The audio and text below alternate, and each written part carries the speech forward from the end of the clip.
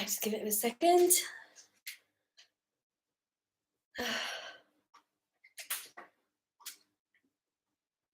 It's a nice 36 degrees. Hi Cameron, hi John.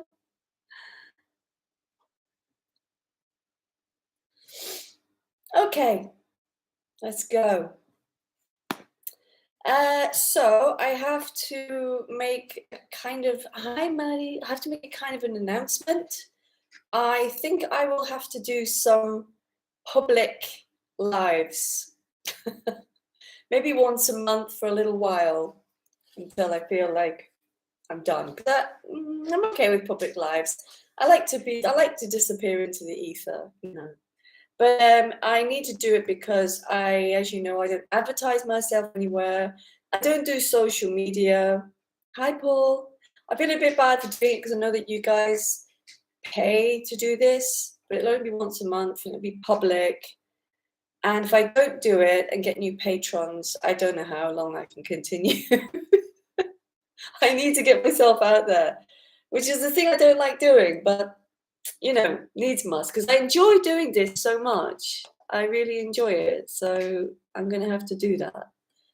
And, you know, we might get some new people, which would be nice. It's always good to have new people. And, you know, I quite like the challenge of public sometimes because you get some really, you know, types, don't you? So that's going to have to happen. I don't know when my first one will be. Might be something arbitrary, like a Thursday evening or something like that. But we'll see. So I thought I'd better let you know that that's probably going to happen because it kind of has to happen. Yeah, that's kind of it. So let's do an intro.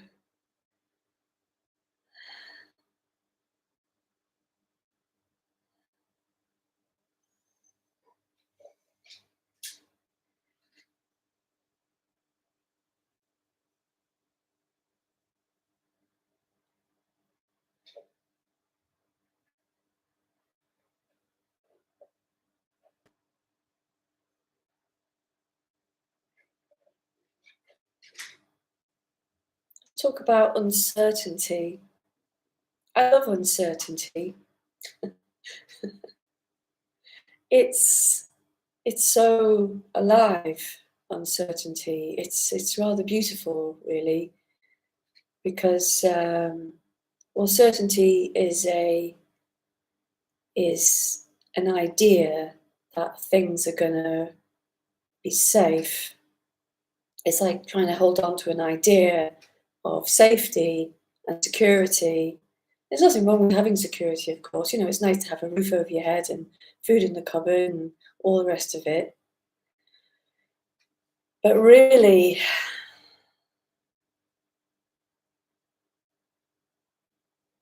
even that for me gets a bit stale. Sometimes I think that it's beautiful to walk on certain roads, and this is always uncertain. You see, this moment right here, right now, is absolutely uncertain. We seem to think there's going to be a next moment coming, and that gives us certainty, or tomorrow, or next week. And it gives us a sense of certainty, but the next moment never arrives, does it? And that's living in uncertainty. And it's not doubt. It's not doubt. Uncertainty is not doubt. It's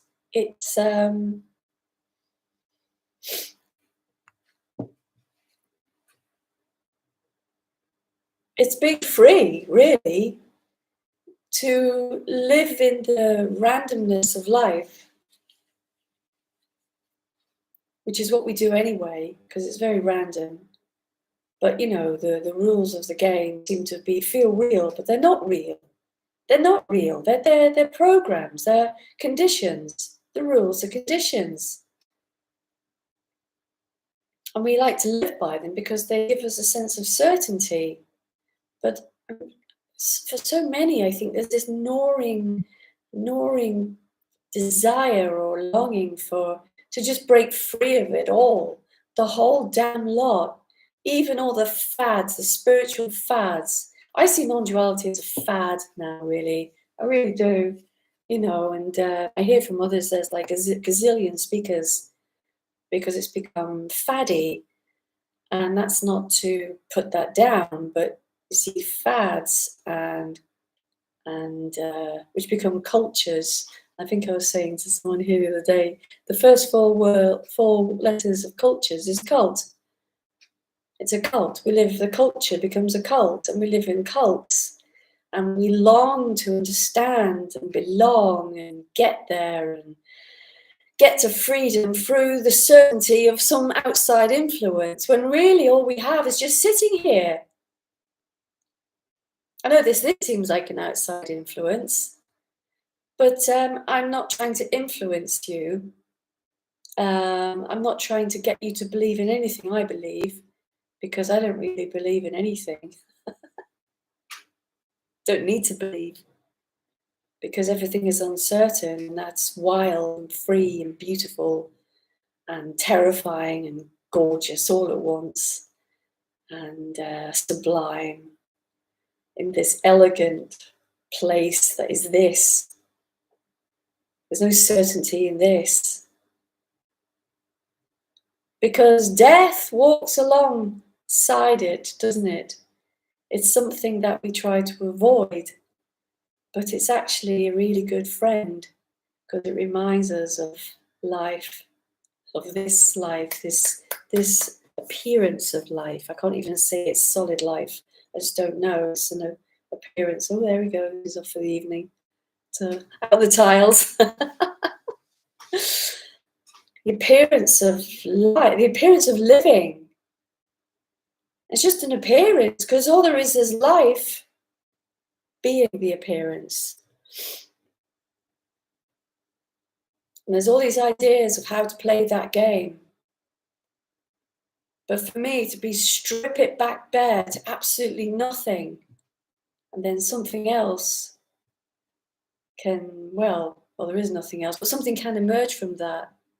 And things emerge from that all the time for me. I love it. I love it. And it never ends. I mean, people think there's an end. There's a thing called enlightenment, which is an end. But there is no end to the dance, the game. The game is brilliant. It's elegant. And I love to dance it. I love to play the game without wanting an outcome. I play a computer game, as many of you know, and there's no end game to it. And I like that about it. There's no end game. You don't get to the end of this game. I've been playing for 10 years. And I play it with a group of people, a group of friends. There's no end to that game. And it's very like the rest of the life. There's no end to the game. We see death as an end, but I don't know, it may be, maybe not, whatever, you know. I don't think it is. I think it's just transitory. This is transitory. Don't know what comes after it, but maybe there is no after, because I've never found an after. Never, ever found an after. Tomorrow's a concept. The next words I'm going to speak are a concept. I don't know what's going to come out of my mouth. I think I started on a point and I've gone off somewhere else, because there's no rhyme, no reason. I don't have anything settled on what I'm going to say. I just come from the love of life, the love of freedom, the love of just being here, just sitting in this chair, just being here. And when I'm speaking about it, I'm in awe of it, because I just don't know. And that's not a concept, I don't know. I literally don't know. There's this thing called unknowing, but I don't know about that. I think saying, just knowing that I don't know, the only thing I know is that I don't know. But in that, there is an openness, there's a boundlessness, there's a freedom, there's a beauty in it, there's an aliveness in it. It's not turgid and swampy. It's just constantly evolving, and there doesn't seem to be an end to it. And who would want an end anyway? What does an end look like? An end always seems to look like something. You know, have an idea in mind's eye of what an end looks like. Finally, peace. And yeah, peace, there can be peace. There's peace, for sure. There's peace. But there's no end to the life. The life just dances on. Here. Not tomorrow, not yesterday. Here. Doesn't go anywhere. And yet it's constantly evolving or unfolding, or however you want to think of it. Because only you, there's only you. No one has the answer to you. Nobody. Nobody has the answer where you can get to. You are the answer. Just being is the answer. But it's not an answer which can be packaged up into something palatable for the mind, or something that you can display to others. All you can display to others is an idea or a teaching, or in non-duality, some real messed up teaching. As far as I'm concerned, it's messed up. There's something severely wrong with that message, because it doesn't take into account the life, the living life. It doesn't take that into account. Because whatever you think of non-duality, and whatever you think of, oh, the end will come when there's no me, excuse me, it's hot, the fan's in my face. Whatever you think of what having no me means, it doesn't mean that there's an end. It doesn't even mean there's a no me. There's neither. There's just sitting here.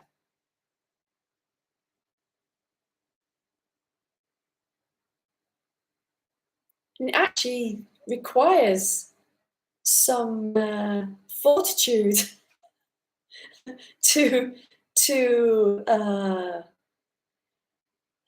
not fall into the traps of, oh, unstable.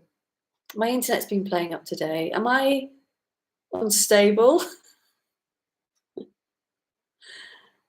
Let me know. My computer says I'm unstable. I'm fine, thank you. Got a big sign here saying unstable.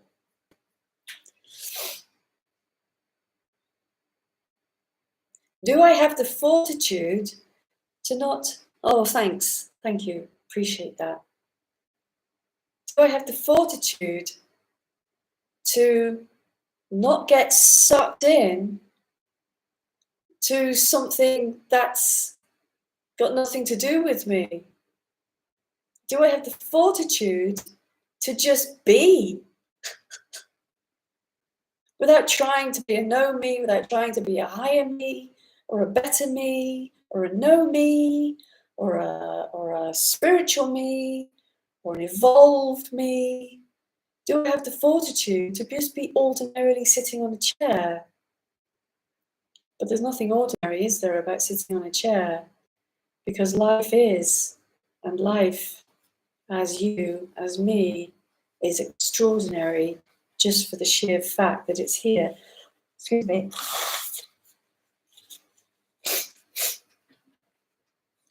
But the appearance is ordinary. You know, you don't need to pretend to have got anywhere. Because as soon as you think you've got somewhere, it changes. It's amazing. It's incredible. As soon as you think you've got to somewhere, it's over. And then life unfolds into something else. And that's the uncertainty. We look for stability, like my internet. We look for stability.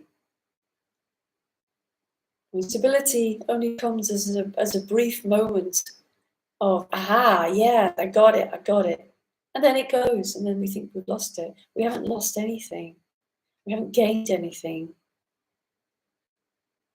It's just constantly life, being, life.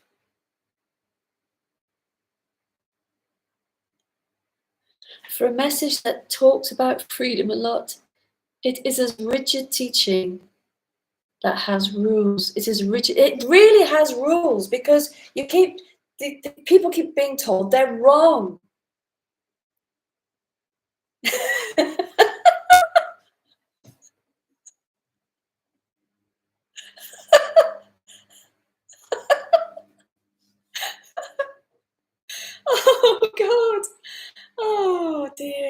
misses the point, misses the beauty of this freaking crazy life. And nothing's wrong. Nothing's wrong.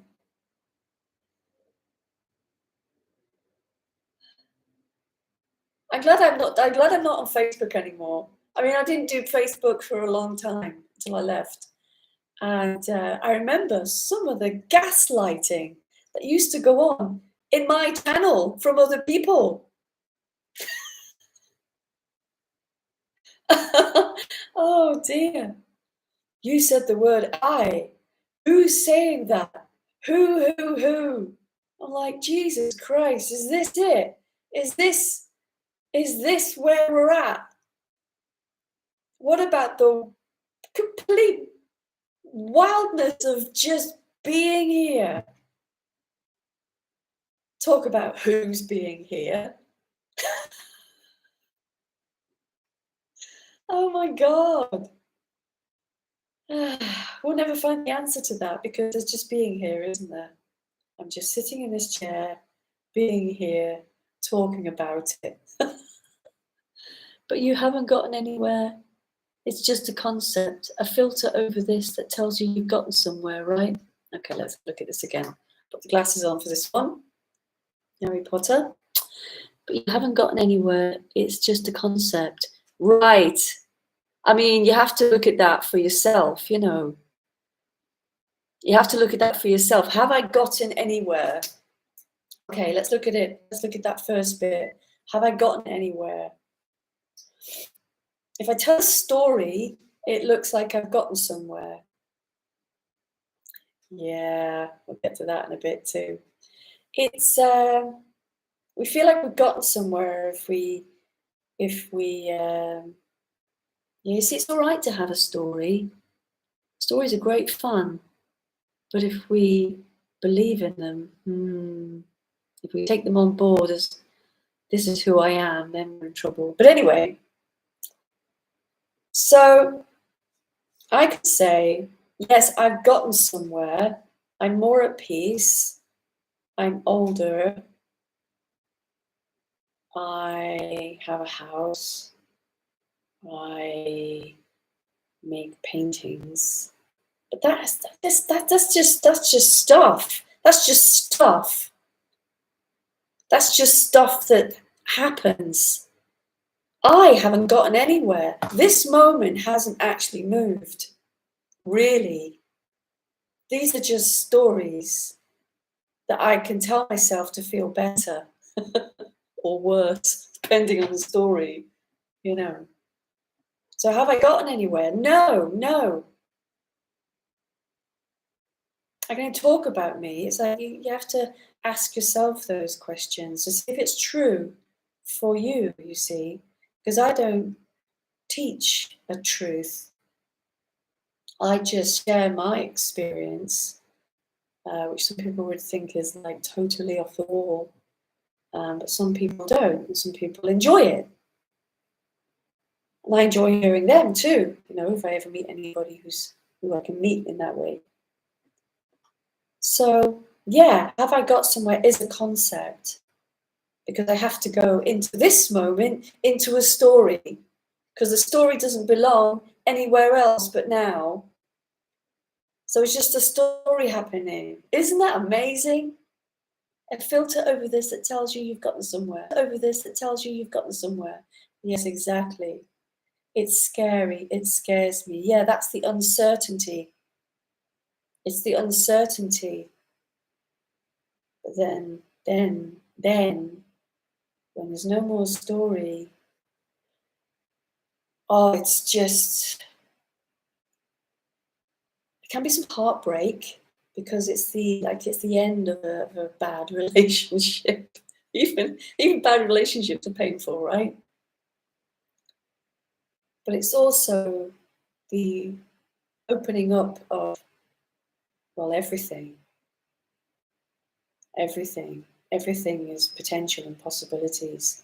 Sitting here, the possibility and the potentiality that I could be sitting here at all is astonishing, because I have no idea what I am or what this is.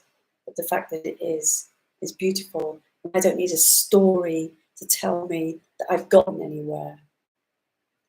To feel better, to feel safer, because you know what's next in the story. Yeah, you think you know. Is that free fall? Yes, I would say. When you don't know what's next, when you don't believe the story.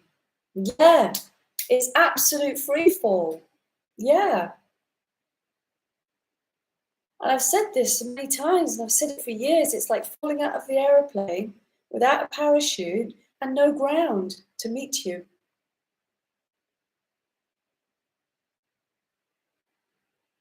And at first, it can be scary. You think, oh my God, the ground's going to come. The ground's going to come. It's going to come. It's going to come. It doesn't come. The ground doesn't arrive to annihilate you.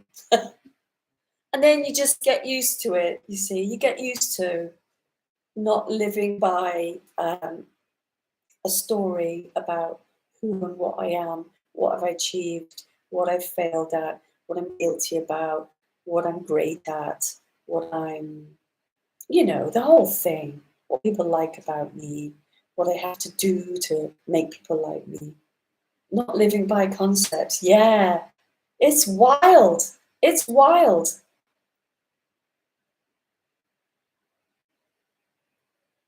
Because there's not even any concepts about who I am or what I am.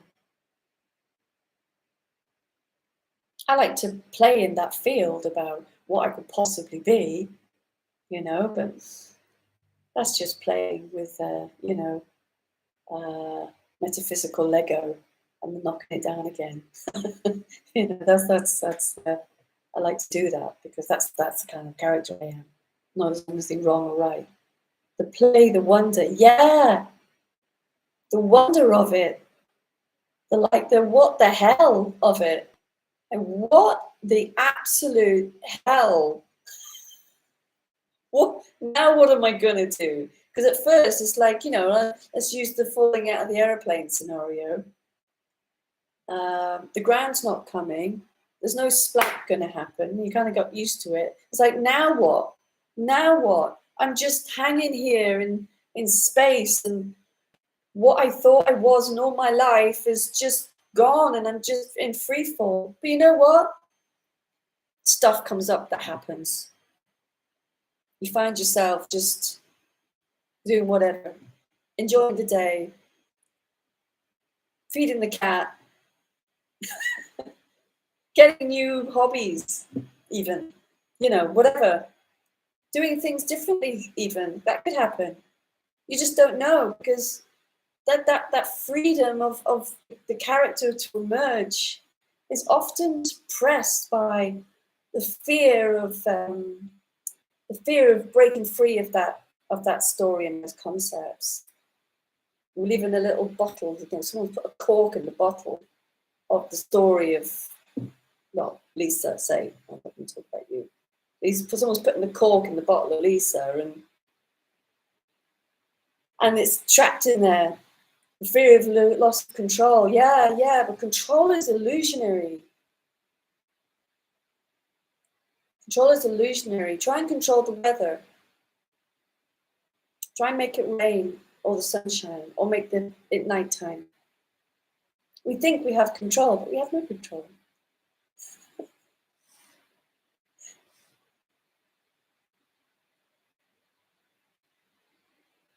Because control is a fear on top of just natural doing. Because natural doing is not control. It's just like, oh, I fancy going for a walk, or oh, I fancy making an iced coffee, or oh, when you make these decisions and you do all these things, but there's no control. There's no need to control it.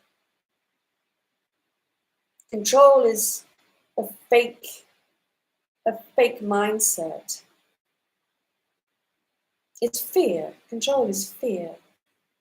People who have been watching this drama. It's called Big Little Lies. It's just some American drama. It's quite good. And there's this guy, he's beating his wife, and she's apologetic for it. He's apologetic for it, but afraid of losing her. So he beats her because he's afraid of losing her. He's trying to make her leave because he's afraid of losing her. It's really messed up. It's yeah, control is just fear. Fear of falling out of that aeroplane and having nothing to hold on to. But you know what? You never ever had anything to hold on to begin with. Guilt seems to be tagged onto control. Yeah, I think so, yeah. I think it could be. Fear, guilt, pain, shame. It's the idea that I'm somebody and I have a life and it can be controlled. I need to control this suffering, make everything, keep it all together. I've got to hold this all together. But you notice that when you were a little child, you didn't have that. You didn't have to hold on to anything. Sure, your parents took care of you. Well, not all of us, but some of us. But somehow life took care of that. Life took care of it. And life takes care of it now. Life takes care of it all.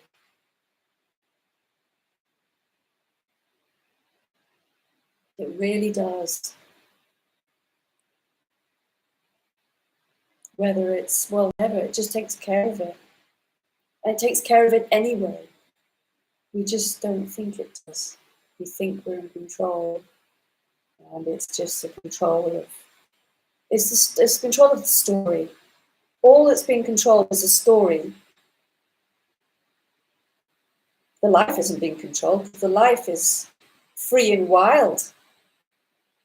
Completely out of control. It's free and wild. Just sitting here is wild. It's just I don't know what's going to happen next. Don't want to know what's going to happen next. I can predict what might happen later on, but so what? It doesn't matter. I don't need to think about those things. You know, I might go weeks without earning any money. But I know that it'll be okay. It's always okay.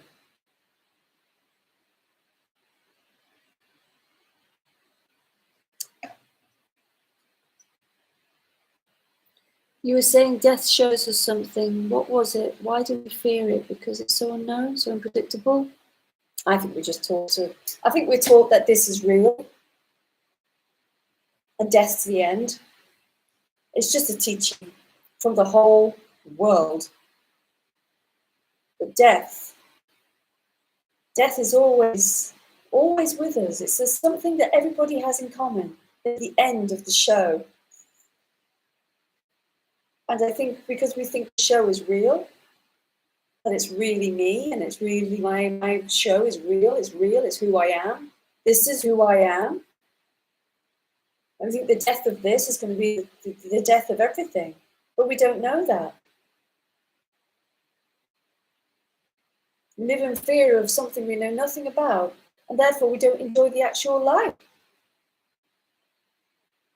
Some people believe it's not the end though, reincarnation. I have no idea about reincarnation. I just don't know. But I don't really see that there is any death because I've never been dead. I've never been dead.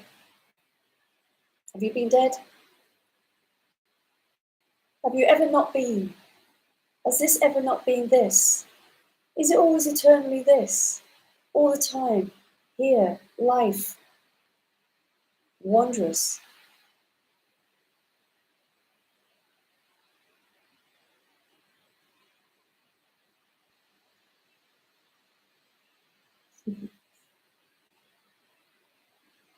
I don't know about the death of the body. When I go to sleep at night, the body dies. It's not there anymore. And yet it seems to continue on, even when there's no dreams. It always is. So I don't need to worry about the death of the body. There's no point in worrying about the death of the body anyway. Just saying, yeah, it's whatever you believe because you don't know. I could tell my children not to fear because who knows? This could be the dream, and when we die, we wake to reality. I also have those thoughts sometimes. I think, am I going to wake up somewhere and go, wow, that was a crazy experience? Well, you know, quantum physics say that this is a holographic universe. Yeah, in the holographic universe, everything is quantum potentiality. It's like a quantum soup that forms itself into what is perceived as physicality. So who knows? It'll be interesting anyway, right? I won't be able to tell anybody about it.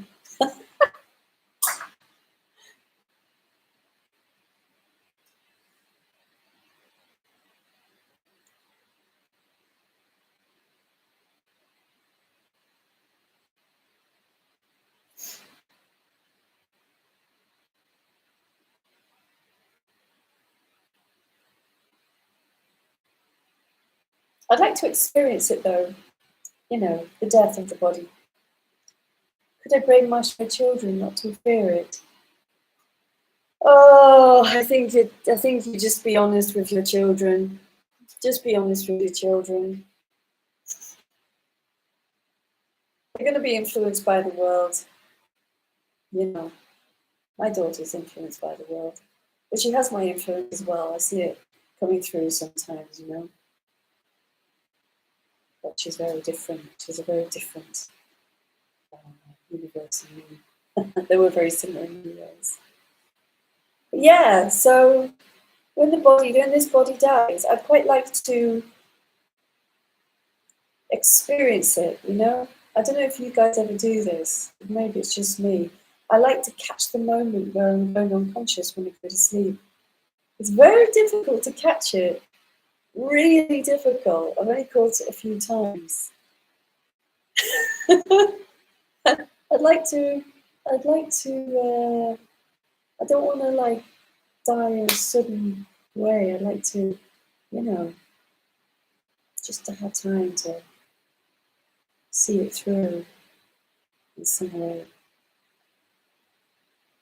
But it's pointless thinking about it anyway, because we're not dying now, are we? The body's not dying now. It's the body that dies. We never see death. Death is something we never see.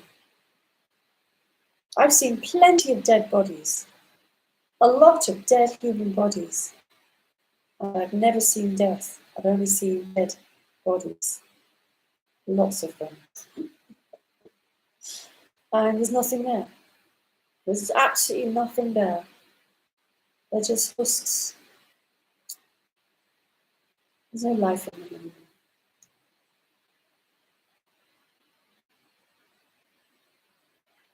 So was it the life that died, or was it the body that died? Who knows? But I don't think there is such a thing as death. Not really. I can't. I've pondered it a lot. I've contemplated death a lot over the last 30 years. Yeah, about 30 years. And not only have I not found any evidence of it, I have no experience of it.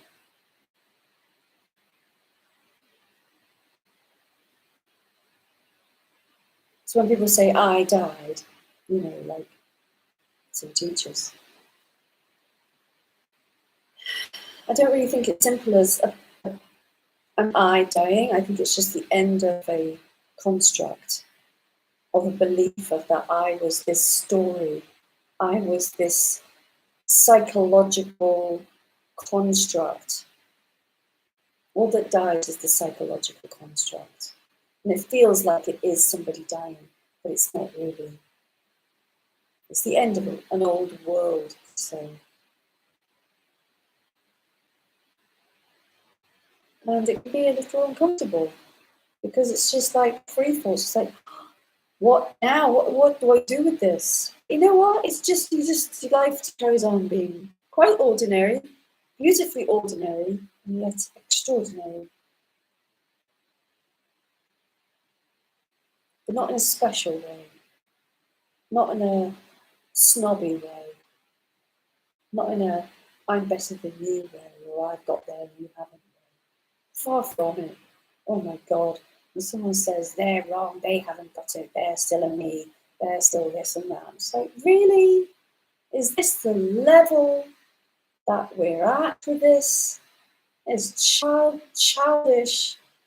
I'm better than my dad's bigger than your dad mentality. It's like, really? Well, that's what it's like, isn't it? We all know that.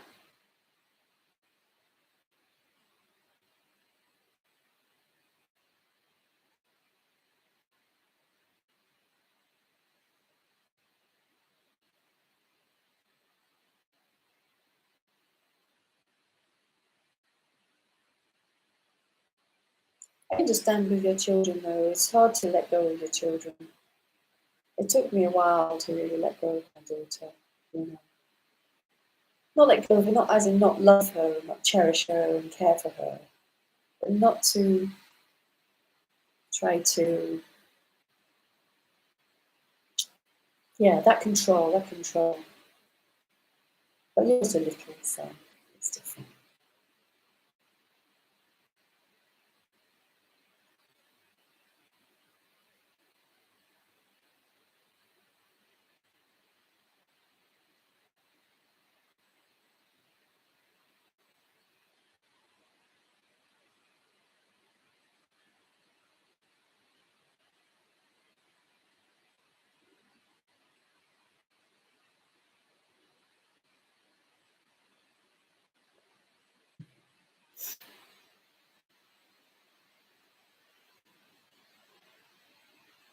Not to be so caught up in raising them right, raising them right.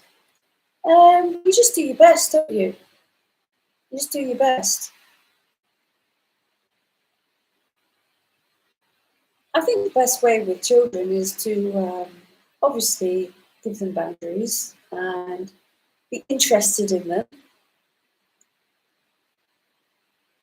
listen to them. I'm only going from my own experience and some of the mess ups I made on the way, you know, will do.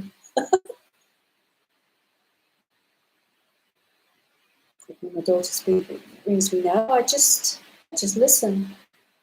I don't never give her advice ever unless she asks me. You just do your best as a parent. Just love them, you know.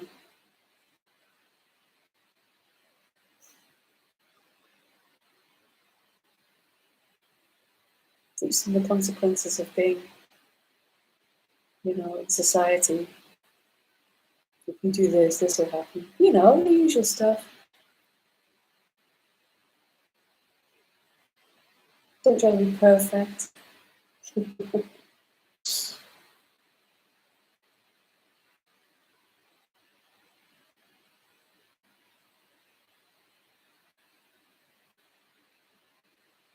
I was far from the perfect mother.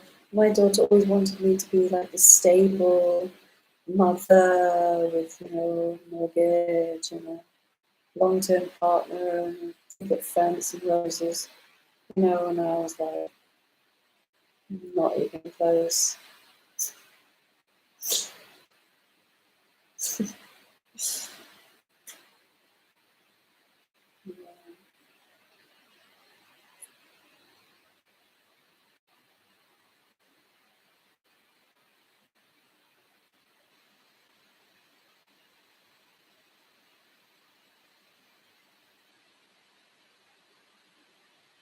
You see, that's another story, isn't it? You know, being a good mother. It's another story. Am I a good mother? It's just pointless. It's just painful and pointless. You're not a mother. I'm not a mother.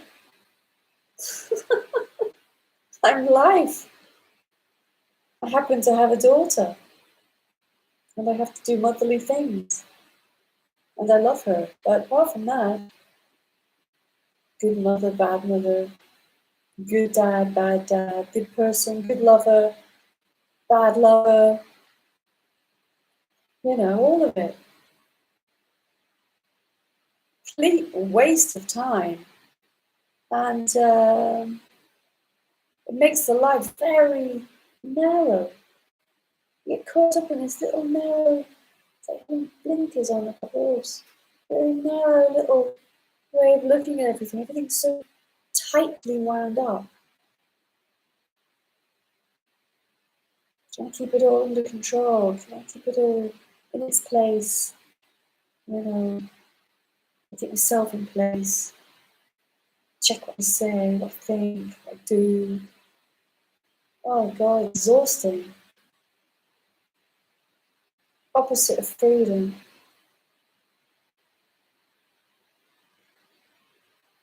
Concepts of as blinders, yes, they are.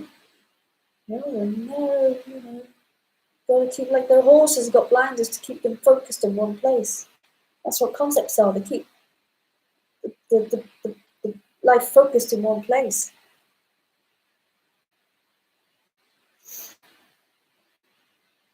Keeps the horse bolting, running around like a lunatic, free.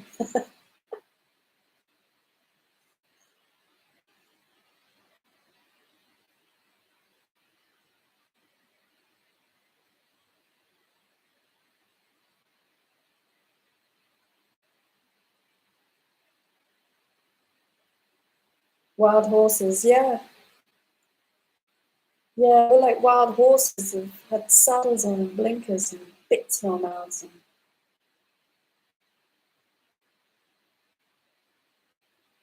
believing like, well, that's it. That's how it is. That's how it is. This is my life, and that's how it is. Yeah, is it?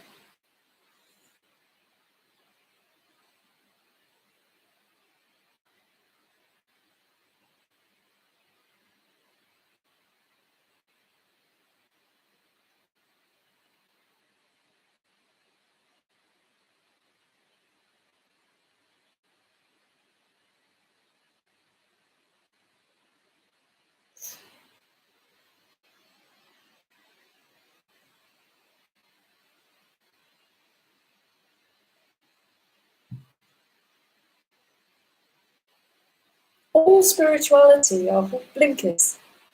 All of it. I know that's a bit of a wild statement to say, but it is, because they all have goals to get to. And there's no goal to get to. Sure, we can have goals like, I really like to go on a nice holiday, or I really want to, you know, do whatever, but that's, I'm not talking about those sorts of goals, you know, enjoyment of the physical life. The goals of my life, you can't have goals for that, because it just is. It's the wild horse. You can't rein it in and mold it into some religion or spirituality, because it just doesn't work. You can't control the life, just being. You can't control being. It's beyond control. You can control the mind, the body, and all that. Well, that can be, you can allow that to control itself, you know, allow that to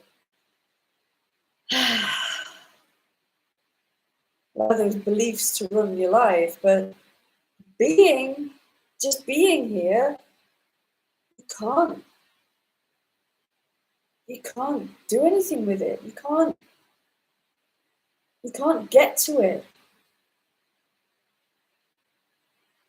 because you are it, with maybe a bunch of beliefs on top of it, if they're there. If they're there. But all spirituality are blinkers, blinding people to the fact that they're already the life, already. Nothing will get anybody to that life, because it's all concepts. The life is here now, sitting here in a chair, free, completely beyond my mind's scope to contain it in any kind of formal narrative. It's not possible. And we all know it because we all are it. But we can't, all we can do is have concepts, but we can't, I can't say to you, and I'd be amazed if you said to me what being is like. What is being like? Just being here, just being, not even here. I don't know what here is, but being, what is being? What's it like? There's nothing for it to be compared to, because everything is just appearances, and we can only compare to appearances, even emotions and thoughts and maybe psychic experiences, but they're all appearances. As being is not an appearance, because it never it's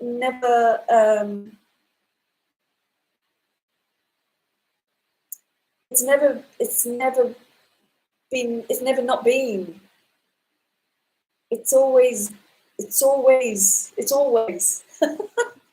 don't know how to say it. It's so hard to say it.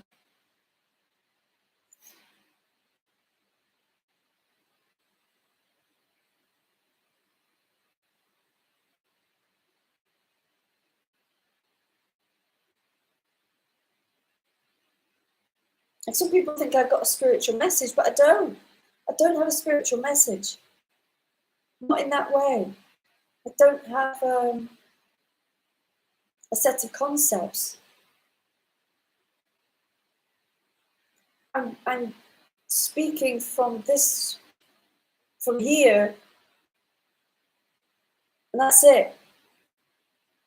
I imagine for you, being is more quiet somehow. Quiet.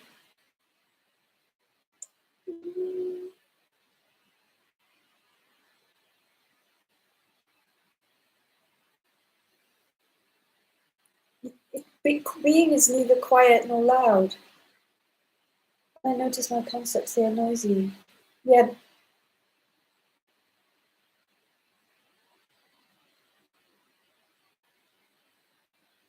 Yeah, I see.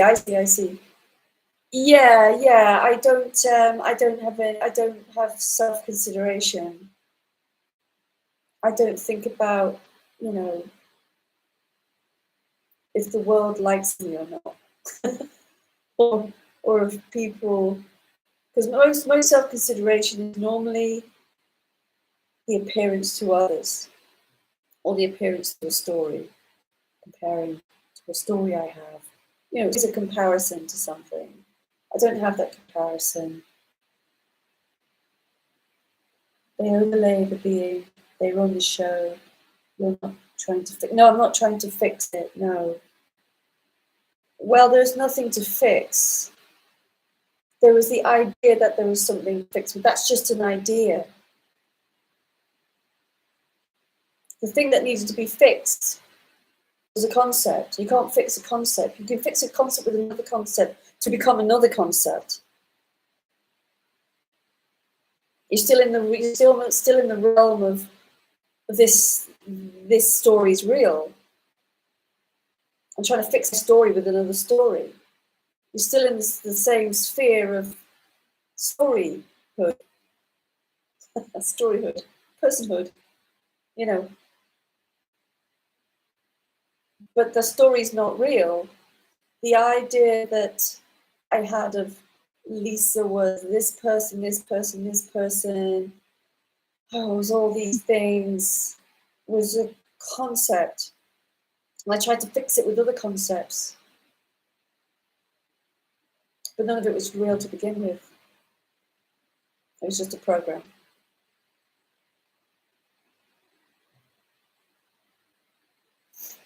I molded myself into the program of the world, or whatever was surrounding me. And the things that happened to me sort of conditioned that program. But it was all only ever a program.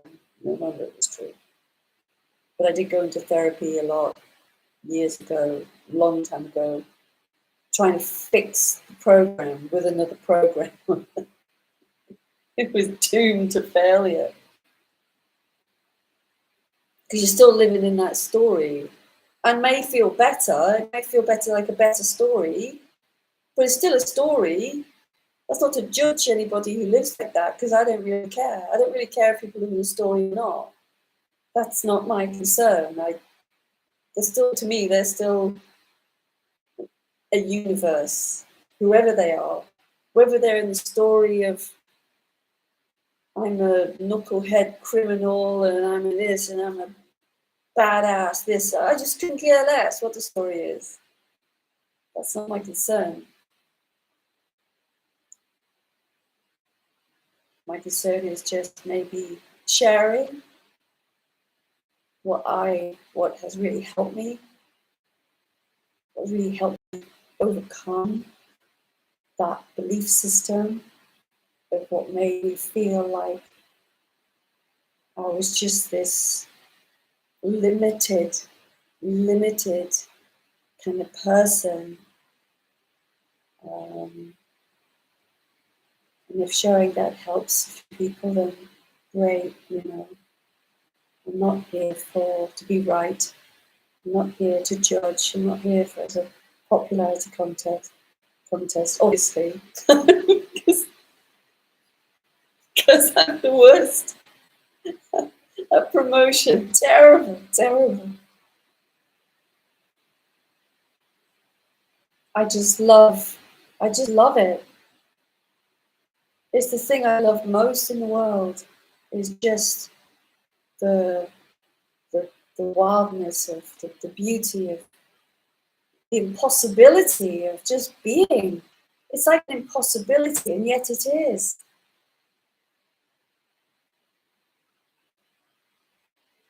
Like, you know, more quiet, just like fascinated, in wonder of it all, instead of just in your head about the story and how to make it better. Yeah, I'm only in wonder of it when I'm in wonder of it. The rest of the time, I'm just bibbling about doing stuff. You know, I'm very ordinary. I live a very ordinary life.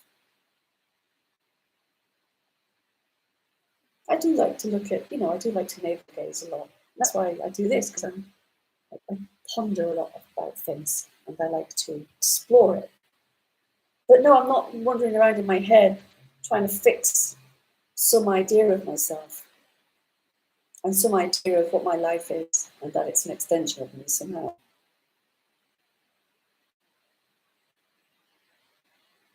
In fact, I feel at some point, I'm going to change my life completely, but I don't know how or why. I don't know how. I just get the feeling, you know, that intuition, beautiful intuition.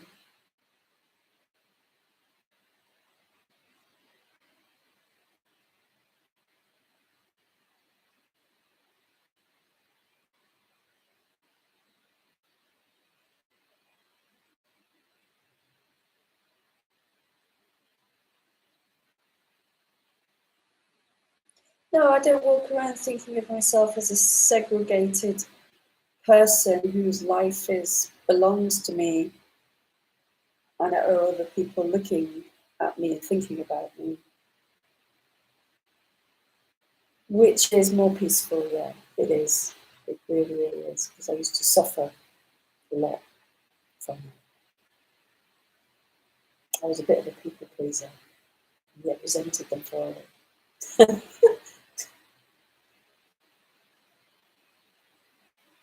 And yet rebelled as well. It was both. It was strange. I used to, you know, be a bit of a people pleaser, and then I'd rebel, and then beat myself up for rebelling. A nightmare. I never have those thoughts now. I don't think of myself in that way. I don't think of myself as, I just don't think about myself or myself, or I'd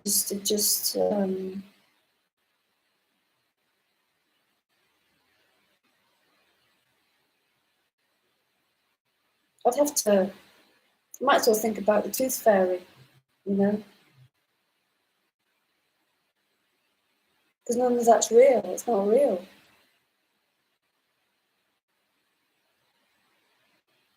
And I think many of us intuitively know that. Intuitively know it. Otherwise, I wouldn't be interested in this kind of conversation. But I'll tell you what, that's 5 minutes. I'll tell you what, never get gaslit from someone who thinks they know better. I think that's the whole problem with spirituality. Oh, I'm breaking up, am I? Damn, my internet's been a bit rubbish lately. Am I still here? It's been terrible today. I even restarted it earlier. I even restarted my computer. It seemed fine. It is telling me I'm unstable. My computer's whirring, being hot. And anyway. So yeah, the last few minutes. Don't if you want, but now it's better. Oh, good.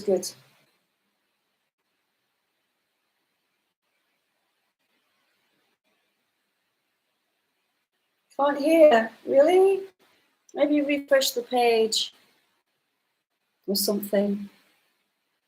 I've only got a few minutes left anyway. Hopefully on the back play it'll be okay. But all these many speakers who speak with such confidence that they know they're right. And okay, now, oh, good. Don't ever. I don't give advice much, but I'll give this advice: don't ever let them think they know anything. They don't. They don't. There's only you. There's only you. There's only this, that life. The same as there's only this life. There's only this life being here. And that's it. No one can tell you anything about the being that is. Nobody. It's so important. It's so important. I know it's underestimated, but it's so important to not allow yourself to think that people know better, because you're it. Or however you want to put it. I don't care, I don't really stick to a language anymore. But I know people get a bit confused, but I think non-duality is confused language to such an unbearable extent that you have to sort of explain your language, which is mad, isn't it? It's mad. But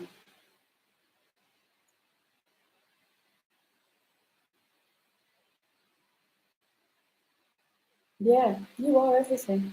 This is everything. This is it. This is it.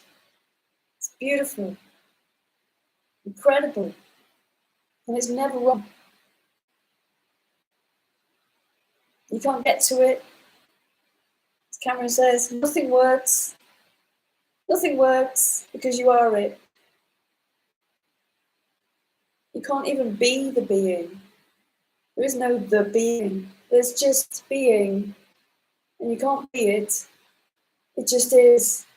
You're not trying to be what is. Don't need to. Don't need to. There's no point.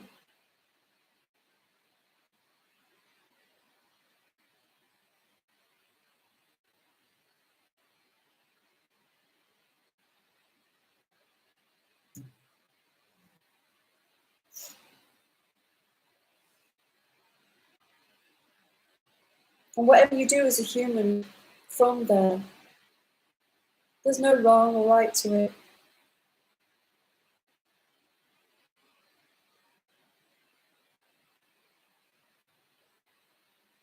That's freedom. That's freedom.